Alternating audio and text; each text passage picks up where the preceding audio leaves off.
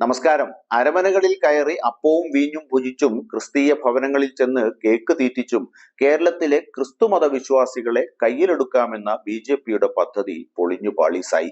Malankara orthodox സുറിയാനി സഭയുടെ തൃശൂർ ഭദ്രാസന മെത്രാപ്പൊലീത്ത Yuhanon മെലേഷ്യസ് Christian മതസമൂഹത്തെ കോടതി കയറ്റാനുള്ള ബി.ജെ.പിയുടെ ശ്രമത്തിന്റെ തീവ്രമായ വശങ്ങൾ ശ്രദ്ധയിൽപ്പെടുത്തി ക്രിസ്മസ് തലേന്ന് സോഷ്യൽ മീഡിയയിൽ പോസ്റ്റിട്ടു.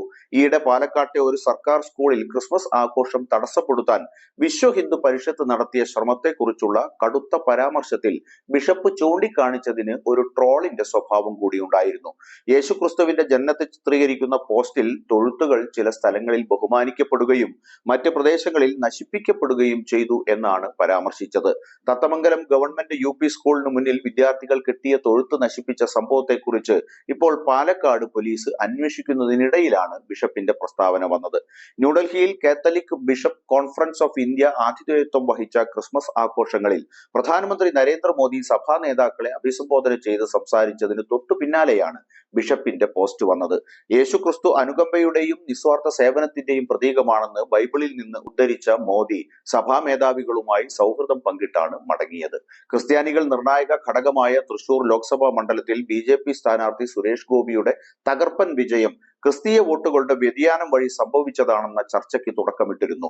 CPM-ഉം കോൺഗ്രസും നല്ലേപ്പള്ളി ഗവൺമെന്റ് സ്കൂളിൽ നടന്ന സംഭവത്തെ അപലപിച്ച് രംഗത്ത് വന്നു.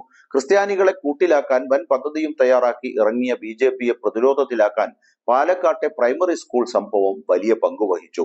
DYFI യൂത്ത് കോൺഗ്രസ് പ്രവർത്തകർ പാലക്കാട് നഗരത്തിൽ ക്രിസ്മസ് ഗാനങ്ങൾ ആലപിച്ചും സാന്താക്ലോസിന്റെ വേഷം ധരിച്ചും പ്രതിഷേധിച്ചത് കൂടുതൽ ശ്രദ്ധേയമായി. പാലക്കാട് സംഭവത്തെ തുടർന്ന് ബി.ജെ.പിയുടെ പ്രവർത്തകർ കേരളത്തിലുടനീളം ക്രിസ്തീയ ഭവനങ്ങളുടെയും ഇടവകക്കാരുടെയും സഭാ നേതാക്കളുടെയും വാതിലുകളിൽ മുട്ടിയത് വെള്ളത്തിൽ വരച്ച വര പോലെയായി. ഇതിനിടെ പ്രതിപക്ഷ നേതാവ് VD സതീശൻ ക്രിസ്ത്യാനികളോടുള്ള ബി.ജെ.പിയുടെ പ്രകടനങ്ങളെ ആട്ടിൻ വേഷത്തിലെ ചെന്നായിയോട് ഉപമിച്ചു. നല്ലേപ്പള്ളി സംഭവം സംഘപരിവാറിന്റെ യഥാർത്ഥ ന്യൂനപക്ഷ വിരുദ്ധ സ്വഭാവം വെളിപ്പെടുത്തിയെന്നും അദ്ദേഹം പറഞ്ഞു. കടുത്ത പൊതു എതിർപ്പ് നേരിട്ടതോടെ ബി.ജെ.പി പ്രതിരോധത്തിലായി. സംഭവത്തെ കേന്ദ്ര സഹമന്ത്രി ജോർജ് കുര്യൻ അപലപിച്ചെങ്കിലും അതൊന്നും വലിയ ഗുണം ചെയ്തില്ല. ക്രിസ്ത്യൻ വിരുദ്ധ പരാമർശം നടത്തിയതിന് വയനാട് ജില്ലാ പ്രസിഡന്റിനെ പാർട്ടിയിൽ നിന്ന് പുറത്താക്കിയ കാര്യം പറഞ്ഞാണ് ബി.ജെ.പി സംസ്ഥാന പ്രസിഡന്റ് K. സുരേന്ദ്രൻ വിഷയം ലഘൂകരിക്കാൻ ശ്രമിച്ചത്.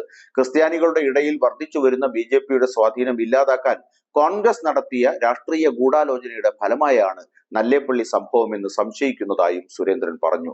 ക്രിസ്ത്യൻ ഭവനങ്ങളിലേക്കും സഭാ നേതാക്കളുടെ വസതികളിലേക്കും ബി.ജെ.പി നടത്തുന്ന സ്നേഹയാത്ര തടസ്സമില്ലാതെ തുടരുമെന്നും അദ്ദേഹം പറഞ്ഞു.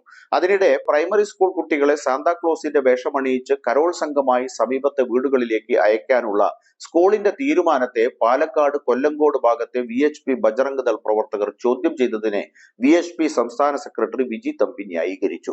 സ്കൂളിന്റെ നടപടി ജുവനൈൽ ജസ്റ്റിസ് നിയമങ്ങളുടെ ലംഘനമാണ് എന്ന് പ്രവർത്തകർ ചൂണ്ടിക്കാണിച്ചതായി അദ്ദേഹം പറഞ്ഞു.